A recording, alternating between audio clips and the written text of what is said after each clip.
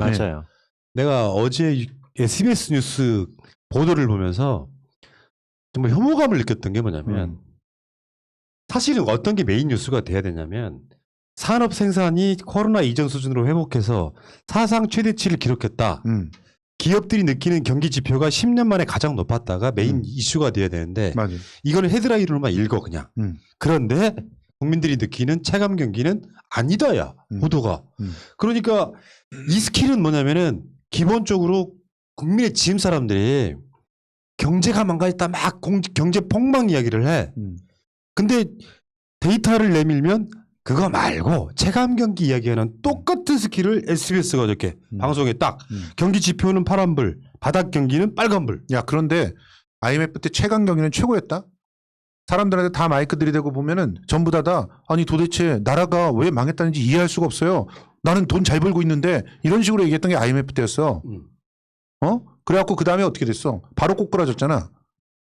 그러니까 기본을 모르고 있어. 이 인간들이. 최강 경기라고 하는 거는 지금 코로나도 있고 그래가지고 나쁠 수밖에 없는데 니들이 제대로만 좀 보도를 해주면은 재난지원금도 쫙쫙 풀 수 있고 경기를 갖다 띄울 수 있잖아. 근데 맨날 돈 쓰지 말라고 나라 곳간 비면 어떡하냐고 이렇게 협박질하면서 그러면서 최강 경기를 갖다가 어떻게 부양을 시키라는 거야. 기본이 안 돼 있어. 기본이. 왜곡을 넘어서 아주 그냥 일관성도 없고 아무것도 없는 그런 상태. 이렇게 보도를 하고요. 또 옆에 서울경제에서는 뭐라고 보도했는 줄 알아? 반도체 생산은 늘었는데 반도체가 모자라서 어떻게 하나. 이런 걸 반도체 생산은 늘었는데 반도체 모자라서 무슨 소리야 이게. 네. 이런 식으로 기사를 쓴다니까. 네.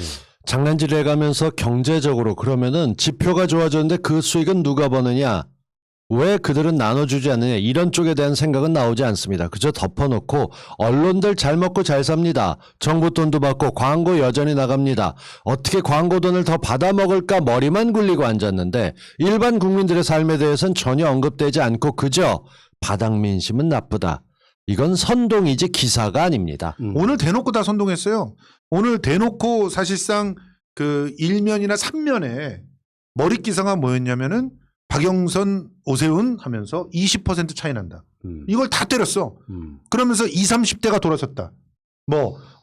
3, 4, 50대도 예전보단 다르다. 이런 거를 갖다 써놨어요. 그게 뭐겠어? 예. 가서 투표장 가지 마라. 이런 얘기잖아요. 그치? 대놓고 선거 개입을 하더라니까? 어저께 대통령이 상공인의 날 기념식에 직접 참석했습니다. 맞아요. 이 세계 경제 위기에서 우리 상공인의 노력이 커졌다라고 얘기하고 앉았는데 48회 상공의 날 틀어주면서 했던 게 이겁니다. 따뜻한 자본주의 만들겠다. 그러면서 오로지 성과 얼마나 팔았냐 얼마나 만들었냐 갖고 시상하던 촌스러운 거 하지 말고 여기서 더 많이 깊게 들어가자. 그러니까 무슨 얘기냐. 사회에 얼마나 기여했고 환경에 얼마나 기여했고 미래 세대 어떻게 했고 맞아. 이 모든 것들까지 껴안아서 지표로 만들고 나가자라고 얘기했고요. 새로운 아젠다를 제시를 한 거죠. 여기에 대해서 기업 정신은 물론이고 환경, 사회, 지배구조, 경영 확산의 원년으로 살겠다. 코로나임에도 불구하고 열심히 잘 나가고 있는 기업들, 새로 만들어지는 기업들 쓰러지지 않게 도와주는 동시에 잘한 거 칭찬하기 위해서 이거 원래 장관이 나가는 건데 대통령이 나가서 칭찬했어요. 그랬더니 뭐라고 달았는 줄 알아? 기사를? 이렇게 달아야 되잖아요. 그러면 문 대통령 직접 나가서 새로운 코로나 이후 시대의 비전을 기업 비전을 밝혀. 이렇게 얘기해야 돼. 강한 의지 보여. 그렇게 얘기를 하죠. 그런데 그렇게 얘기하자면 뭐라고 했냐면 이제 와서 기업 찾은 문 대통령. 야, 정말 나쁜 심하다, 놈들이에요. 이제 기업들에게 손 내미나? 예. 지지율 떨어지니 기업들에게 손 내미나? 이게 제목이야. 그러니까 이런 거야. 아까 그 SBS의 그 체감 경기 보도도 마찬가지거든요. 체감 경기를 나타낼 수 있는 지표가 몇 개나 됩니까? 문제는 경제는 심리라고. 그렇죠. 기업들이 지금 10년 만에 최고로 느낀다는 경기 지표, 산업 생산이 코로나 이전 수준으로 회복했다, 사상 최대치를 기록했다 이런 것들은 이걸 기반으로 해가지고 나중에 체감 경기까지 좋아지는 과정에 진짜 중요한 지표거든요. 그럼 이거를 한번 한 꼭지로 다룬 다음에 그러나 체감 경기는 아직 나아지지 않았다. 그 이유가 뭐냐 이렇게 분석해 주면 되거든. 그 정도도 할 생각이 없는 거야. 그러니까 한 꼭지로 칭찬을 해줄 생각이 아예 없는 거야. 그러니까 문재인 정부가 잘했다는 이미지는 주고 싶지 않아서 그 지표가 나와도 그건 그거고 국민들은 체감 경기로는 경제 어렵다고 한다. 누가 몰라? 그렇죠. 그러니까 이게 의도가 보이는 보도를 보면서 얘들 진짜 안 되겠구나. 정말 갈아엎어야 되겠다 생각이 들 정도로 심각했어요. 늘 그 심각함을 느끼고 있기 때문에 언론 상대로 싸운다고 하는 거는요. 언론이 작정하고 누구 하나 묻어버리려면 금방 나쁜 놈만 되고 순식간입니다. 맞아요.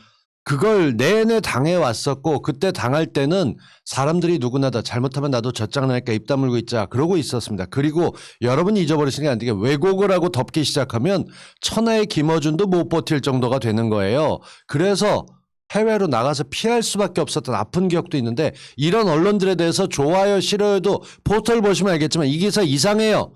그런 단추 있어야 되는데 없습니다. 이젠.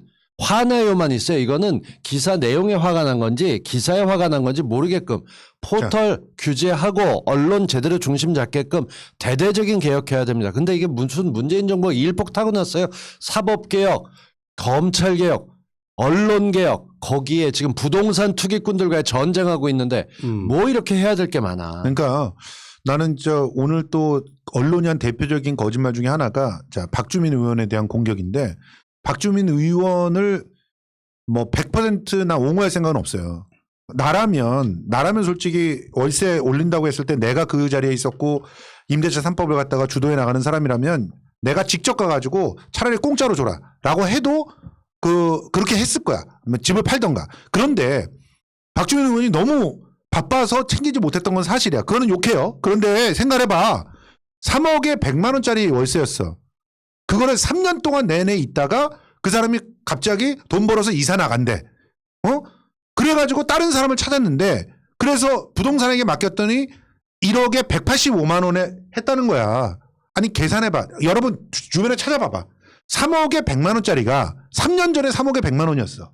그런데 지금 1억에 185만 원으로 준다면은 그건 띵호하지. 안 그래요? 생각을 해보라고. 억에 얼마씩이냐고 월세가. 보통 시장에서 아무리 정부에서 월세로 전환할 때 몇 퍼센트 안에서 해라 그러지만 시장이 다 그래요? 1억에 100만 원이야. 그렇게 따지면 2억을 낮춰줬기 때문에 거의 250만 원, 240만 원을 갖다가 부르는 게 시장 가격이야. 그거를 185만 원에 해준 거야. 그러면 그거를 가지고 일일이 따져가지고 정부에서는 5%인데 9% 올렸다 이렇게 얘기하는 게 그게 취재냐고. 그러면 주호영이 23% 올린 거는 그리고 한무영이 축구장 35개짜리 땅을 갖다가 2구 앉아갖고 저는 전원이 좋아서 여기 왔어요. 이런 것들은 왜 취재를 안 해? 네. 그러니까 우리 같은 방송 보시는 분들이 진짜로 기성 언론들 뉴스를 보면 암 걸릴 것 같다고 해요. 그러니까 일종의 애들은 이런 어떤 느낌이냐면 어떤 세력을 패는 걸 놀이로 생각하는 느낌이 있어요. 그러니까 극렬히 나서는 학폭 주인공들이 있고 여기에 같이 패는 놈이 있고 이걸 멀찌감치 구경하면서 즐기는 놈이 있어. 그게 지금 현재 언론들에 좀 가깝다는 생각이 들어서. 맞아요. 근데 문제는 이제 이번 선거를 기점으로 해가지고 그 언론들이 얼마나 가짜 선동을 했는지 어떻게 노무현 대통령이 돌아가셨는지 비슷한 결론 느끼게 되실 거라고 저는 생각합니다. 정말 다 알고 죄송한데 계셔. 이 그레이스 님도 법정갱신이 아니라 신계약이라서 5% 상한가 관련이 없어. 없는데도 그렇게 뭐라 하는 거야. 예. 너 임대차 3법 했던 주범이지. 그러니까 5%를 갖다가 어떤 상황이든 지켜. 거기다 대고 이거 신규 계약이라서 5% 상관없는데 아가리 닥치고 무조건 5% 지켜 이 쉐리야. 이러고 있는 거야 지금. 오케이. 어쨌든 지금 언론들 여러분들 너무 보지 마시고요. 그냥 이렇게 생각하시면 되지 않을까요? 대개 언론들은 지금 민주당이 폭망해야 되는 애들이에요. 그 사람들이 말량한 여론조사 데이터 갖고 와가지고 최근까지 선거가 코앞에 와 있는데 응답률 10%짜리 갖고 이게 오세훈이 박영선 이기고 있다고 이야기하는. 그러니까 한편으로는 나는 얘네들이 오늘 갑자기 대거 이러는 거는 걔네들은 이제 밤마다 편집해야 할 거 아니에요. 지들끼리. 분명히 위험 신호가 온 거야. 내가 보기에는 용산 참사 이 발언에 대한 반발이 정말 뜨거운 거예요. 지금 용산 참사 그 망언을 하고 난 다음에 그 참사의 피해자들이 전부 길거리에 나서갖고 했죠. 이거 예전 같으면은 거의 3면이나 4면에 탑으로 올라가야 되는 뉴스들이야. 그런데 보도를 잘 안 하고 있잖아요. 그런데도 지상파는 어쩔 수 없이 보도를 하잖아. 그런 것들이 나오면 사람들은 생각이 나. 이제는 생각이 나거든. 아 맞아. 저 새끼 있을 때 저런 일이 있었지. 예. 이렇게 떠오르게 돼요. 기억이 다시 돌아온다는 거지. 예. 그렇게 되면서 분위기가 밑에서부터 들끓을 것 같으니까 그걸 눌러버리기 위해서 이렇게 난리를 치고 있는 게 아닌가. 진짜 반전이 시작된 게 아닌가. 이런 예. 생각도 그러니까 들었어요. 난 여론조사를 보면서 예. 사실은 그 여론조사가 사실이라고 할지라도 예. 투표장에 나올 사람과는 무관한 거예요. 예. 그러니까 정치 고관여층이 아닌 사람들도 정부 때리고 뭐 박주민 때리고 막 그 때리는 시리즈가 연속되니까 예. 의사표시는 하는데 나는 그 사람들 실제로 투표장에 안 나오실 분들이 의사표시한 것들은 사실 의미가 없고 예. 그것은 그러니까 선거 결과와는 상관없이 여론조사를 통해서 선동질하는 언론의 문제라고 저는 일단 보는 거거든요. 예. 근데 거기에 절대 속지 마시고요. 예. 어쨌건 기레기들이 도를 좀 넘었다 그러니까 우리 같은 사람들은 보이잖아요. 뉴스를 하면 아 저거 문재인 정부 경제 잘했다는 이야기는 묻고 싶구나. 지표가 좋은 뭐에 체감 경기가 안 좋은데 이런 식의 보도하는 건 진짜 악의적이다. 맞아요. 이런 생각을 해봤고 잠시 후에 다시 올게요. 예.